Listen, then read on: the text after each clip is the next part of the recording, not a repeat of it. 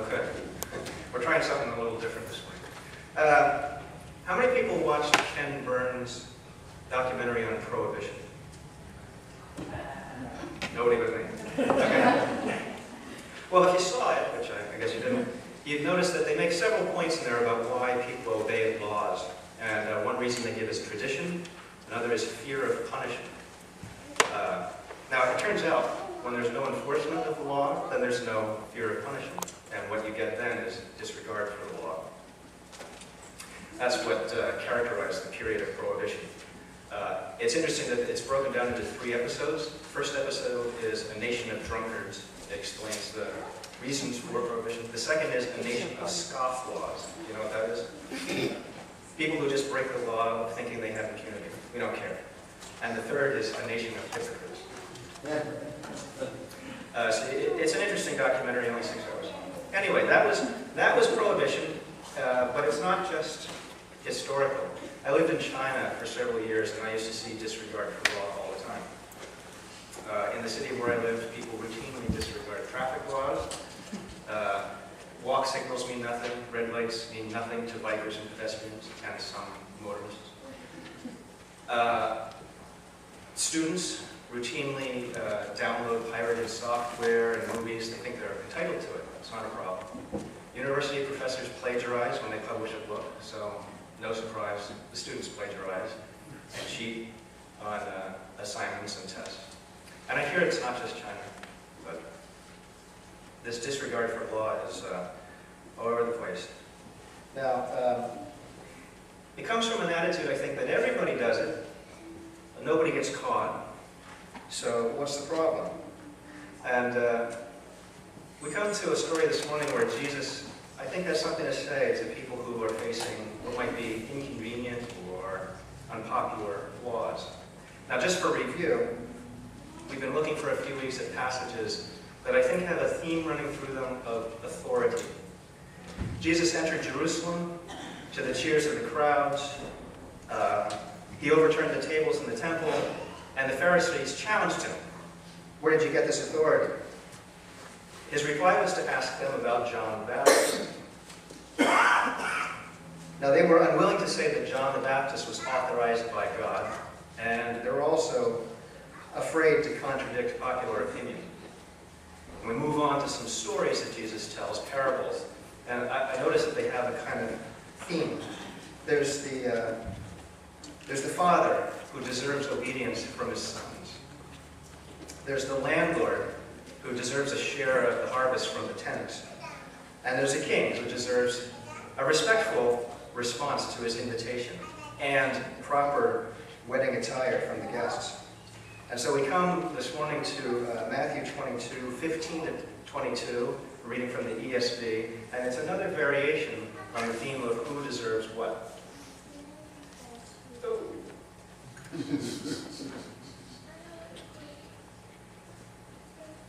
Then the Pharisees went and plotted how to entangle him in his words. And they sent their disciples to him, along with the Herodians, saying, "Teacher, we know that you are true and teach the way of God truthfully, and you do not care about anyone's opinion, for you are not swayed by appearances. Tell us then what you think. Is it lawful to pay taxes to Caesar or not?" But Jesus, aware of their malice, said, "Why put me to the test, you hypocrite? Show me the coin for the tax." And they brought him a denarius. Jesus said to them, "Whose likeness and inscription is this?" They said, "Caesar's." Then he said to them, "Therefore render to Caesar the things that are Caesar's, and to God the things that are God's." When they heard it, they marveled, and they left him and went away. This is the word of the Lord, the word of God for the people of God. Thanks be to God. Now, by itself, this story might seem like just another example of Jesus confronting opponents. And it shows Jesus outwitting them, critiquing them. But is the point just that Jesus is smarter than the bad guys? The contrast between the two, I think, is kind of significant. We have, on one side, Jesus, who is described, insincerely but accurately, as true or sincere, teaching the way of God truthfully, not caring about anyone's opinion, not swayed by appearance. On the other side, we have the leaders. In Matthew, it's the Pharisees and Herodians, which are an unlikely alliance. They're not groups that would work together ordinarily, but they have a common enemy. And in Luke, where this story also appears, it's the scribes and chief priests. Anyway, they're described twice in the previous chapter as afraid of the crowd, and in the next chapter as outwardly appearing. Oops. Sorry. Oh, dear.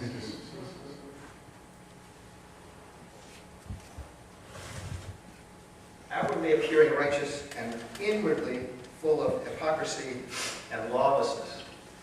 And Jesus calls them hypocrites. Now, it's hypocritical if you ask a question like, what should I do? But you have no intention of following the answer. Matthew tells us that the intention here is to trap Jesus. It's not to get instruction. The leaders preface their question with flattery. They tell him, oh, you teach the truth. You're not afraid of anybody, unlike them. And then they pose a question that they think will get Jesus into trouble no matter which way he answers it. I put Luke in because Luke's version has some details that I think clarify things a little. Let's try this. It looks like I can either click on the button or I can... There we go. The scribes and the chief priests sought to lay hands on him at that very hour, for they perceived that he had told, and it was the parable of the tenants that didn't return the hearts, against them, but they feared the people. So they watched him and sent spies who pretended to be sincere, that they might catch him in something he said, so as to deliver him up to the authority and jurisdiction of the governor. So they asked him, Teacher, we know that you speak and teach rightly and show no partiality, but truly teach the way of God. Is it lawful for us to give tribute to Caesar or not? But he perceived their craftiness and said to them, Show me a denarius. Whose likeness and inscription does it have? They said, Caesar's. He said to them, Render unto Caesar the things that are Caesar's, and to God the things that are God's. And they were not able in the presence of the people to catch him in what he said, but marveling at his answer, they became silent. So I think the hypocrisy or the irony here becomes a little clearer. The leaders have offered Jesus two options. He can either support or oppose Rome. Now, if he supports Caesar, then the crowds are likely to reject him because that's a very unpopular position, and besides, they expected the Messiah to liberate them from Rome, not to toe the line. If he opposes Rome, then the leaders can count on the authorities to deal with Jesus as an insurrectionist or a revolutionary. That seems to be the result that they're hoping for. Now, the leaders, like all Jews, resent the fact that Israel is subject to Rome. But you'll notice that they're eager enough for Rome to use its authority when it suits them. You see, the Jews have no authority to execute criminals, and so in the end they're going to have to turn to the governor, Pilate, in order to deal with their problem. Now, from the Matthew text that I read where it said, is it lawful for us to give taxes? It might seem like taxes is the issue, but in Luke it says tribute. If you were reading King James, you'd see that the two words, it's two different words, but King James has them both as tribute. New Revised Standard Version has them both as taxes. But the idea really is, it's not taxes. Taxes are payment of citizens for government services. Tribute basically shows you've been conquered, and you are showing that you're a subject. Not quite a slave, but that's the idea. So the question that the leaders are asking, in the Luke text it says, is it lawful for us? Is it lawful for the Jews to give allegiance to a foreign authority, anyone other than God? Now, Jesus is completely aware of this trap, so he asks to see one of the tribute coins. Someone produces one, and it has an image and an inscription on it. Now, if you know the Old Testament law, you know you can't have graven images, and you can't worship anyone other than God. So here's this coin with the face of Caesar. This happens to be Augustus, probably the more common coin. There's also ones with Tiberius, who would have been the emperor at that time, but his coins weren't out very long, so it's probably this. And it says on it, basically, Son of God, Father of the country. It's like carrying around a little idol in your pocket. Not something any good Jew would do. And rather than give a simple yes or no, which is to take sides in the dispute, making an enemy of someone, Jesus gives this answer: well, render unto Caesar the things that are Caesar, and to God's the things that are God's. And Luke reports that basically the Jews were foiled, because there was nothing in that answer that they saw that would get Jesus into any trouble. When they hear what they want to hear, both the Jews and the supporters of Rome are happy with that answer, or could be happy with that answer, and they're not offended. But who wins really depends on your assumptions, and which side of the statement you think is trivial.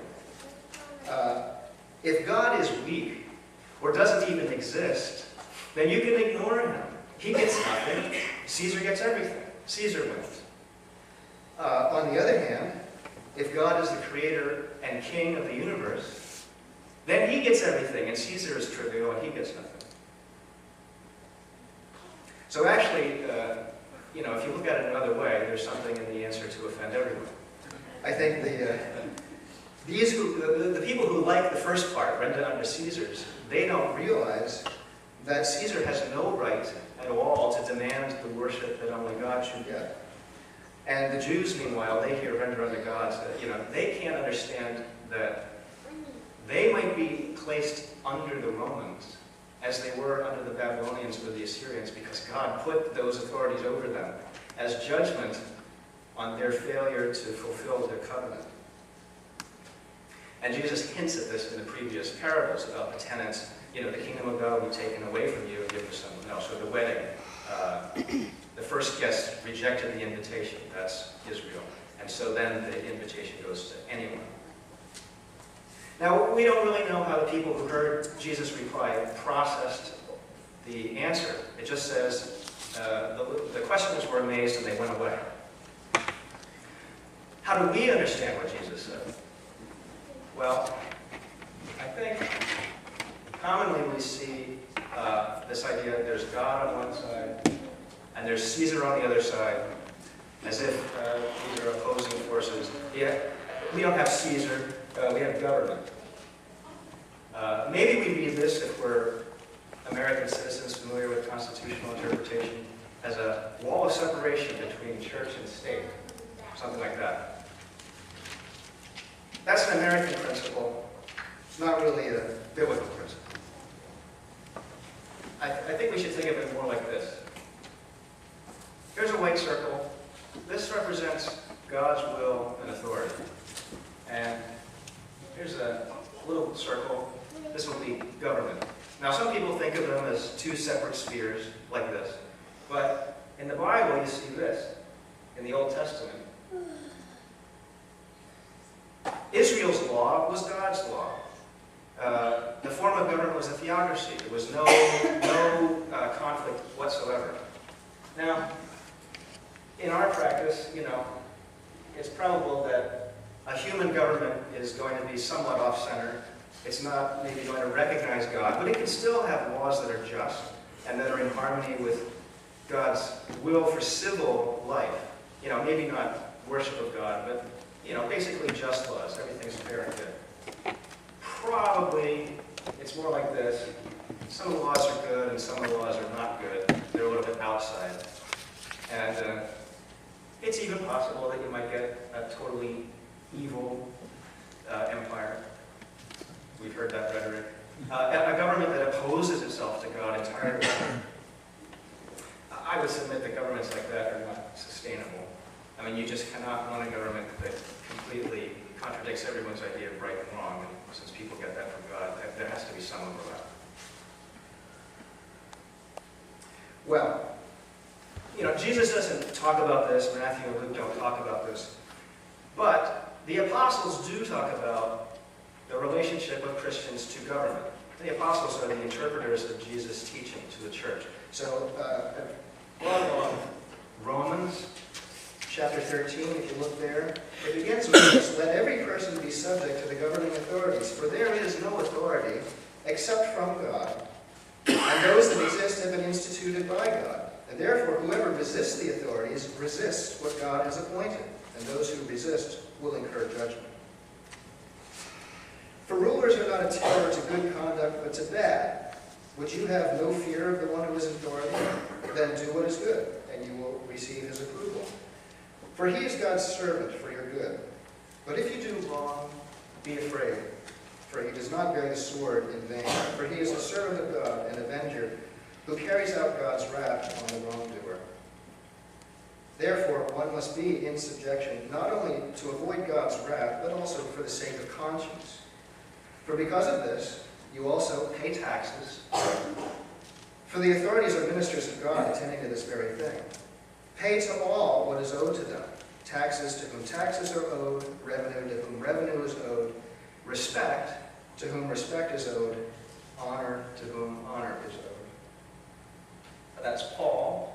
Peter says this: be subject for the Lord's sake to every human institution, whether it be to the emperor as supreme or to governors, as sent by him to punish those who do evil and to praise those who do good.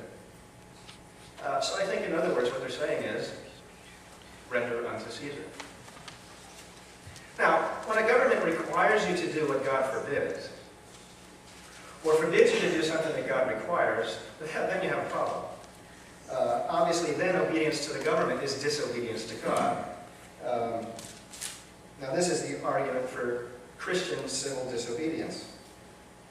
When a government requires people to worship something other than God, or doesn't allow people to worship God, then there's a problem. Then you have to decide, like the disciples in Acts 4, whether it's right to listen to man or to God. But in most cases, obedience to the government honors God because government is God's idea. Now, this is the argument for civil obedience.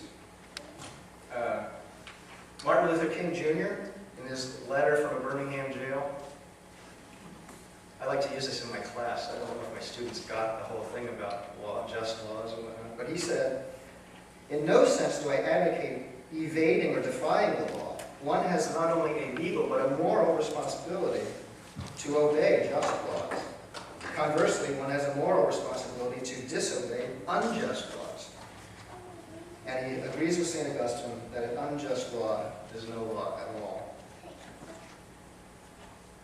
Now, Jesus had dealings with two authorities. And they are authorities who would seem to have forfeited their legitimacy because of their misuse of their position and power. And yet his attitude is surprising. Now, in Matthew 23, we've already seen Jesus call the Pharisees hypocrites, but he really unloads on them in Matthew 23. Right? We'll get to it in a few weeks, I guess. But he says to them, woe to you, scribes and Pharisees, hypocrites. He calls them blind fools, serpents, a brood of vipers. Nevertheless, he says to his followers, the scribes and the Pharisees sit on Moses' seat, so practice and observe what they tell you, but not what they do, for they preach, but they do not practice. So Jesus recognized that despite the personal failures of those in the roles, that their positions still deserve respect. And Jesus did not ask of his followers anything that he himself was unwilling to do. So you can consider this conversation. Pilate said to him, this is at the trial, you will not speak to me? Do you not know that I have authority to release you and authority to crucify you? And Jesus answered him, you would have no authority over me at all, unless it had been given to you from above. And therefore he who delivered me over to you has the greater sin. Now, if you want to see how this works out, submitting to authorities, even those who seem to be bad, you should read 1 Peter. And it makes it clear that the ability to do this comes from a confidence or a trust in God as the ultimate authority. Submission is not a popular concept for us. Our country was founded on the basis of a revolution against a British king, so independence is part of our national DNA. But as humans, since the fall of Adam, we've all had a tendency to reject authority. At some point, I think everyone resents being told what they can do and not do. Some of us more than others, but I was remembering in middle school I was once given a detention for insubordination when I barely knew what that meant. I mean, I knew the concept of it, but I said, why? And the teacher said, insubordination, and what does that mean? But I didn't listen to her. What's the point? Anyway, rebellion starts young, and I think this is why one of the commandments from the top 10 is to honor your mother and father. But in popular culture, if you watch movies or TV, you'll notice that the authority of parents, or adults in general, is frequently undermined. Kids are smart, and adults are dumb. Right? It's always the kid that goes behind the backs of even Harry Potter. This is one of the major criticisms. It encourages disrespect for authority. And you might notice in our literature and entertainment, outlaws and rebels are among our heroes, like Al Capone. Yeah, there's a model citizen.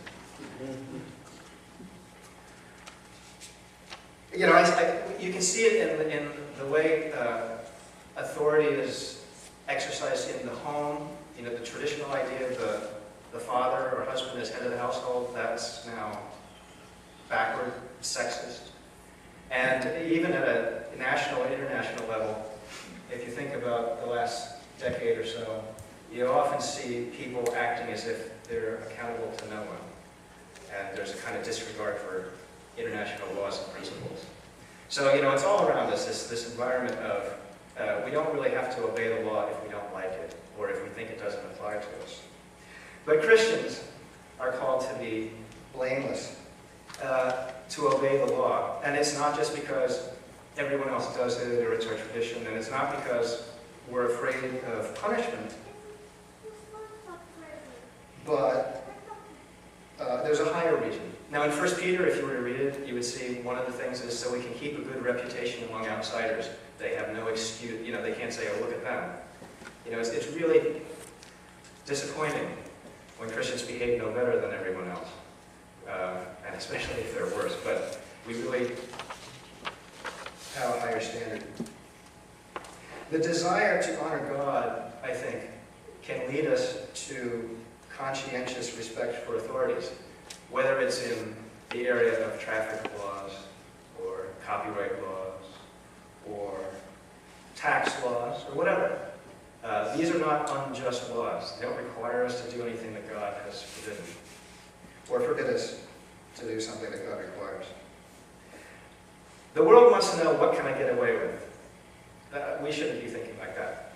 Our question should be, what would please God? Do we have an attitude that's fundamentally respectful or contemptuous of authority? The Bible condemns people who despise authority. You can find that phrase a couple of times. Now, who's your ultimate authority? In your heart of hearts, do you have yourself on the throne of your life? That's a phrase from a little gospel pamphlet I saw in college. For some people, the ultimate authority is science, reason. This is how they determine what's true or right. As if our intelligence is infallible and we possess complete knowledge. Some people might seem to have God as an ultimate authority because they live a moral life. They don't break any rules. But it's a mistake to think that your own performance, no matter how perfect, according to external standards, That's going to win God's approval. The Bible tells us that we are saved by faith. It's grace. It's a gift. It's not a reward for obedience to the works of the law. We depend upon what Jesus did when he died on the cross to pay for our sins, and not on what we do in keeping all the rules. But, you know, a lot of people don't want to do it God's way. They want to do it their own way. That just shows that God's not really their ultimate authority. Now, at the end of Matthew, this is after the crucifixion, after the resurrection, but before the ascension, Jesus says to his disciples,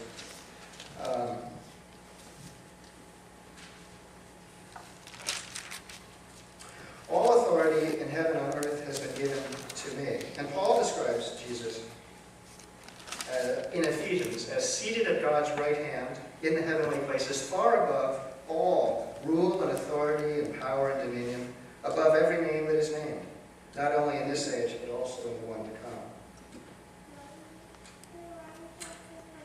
So, is there something that God is telling you to do or to stop doing? If you're a Christian, you need to know that God has the right to make these demands. He has the right to expect obedience. He's our Creator. He gives us everything we need to sustain our lives. If you're a Christian, presumably you acknowledge this. And you're probably persuaded also that God is good and wise and loving, so you can have confidence that whatever he wants is best. So the question is then, do we follow through with obedience if we know what God is asking us to do or not do? Do we give him obedience, thanks, and praise? Because that is rendering unto God. We need to do that. It might also include rendering unto Caesar. Because to do that is to obey the word of Jesus, because he's the one who said, render unto Caesar. It wasn't just advice.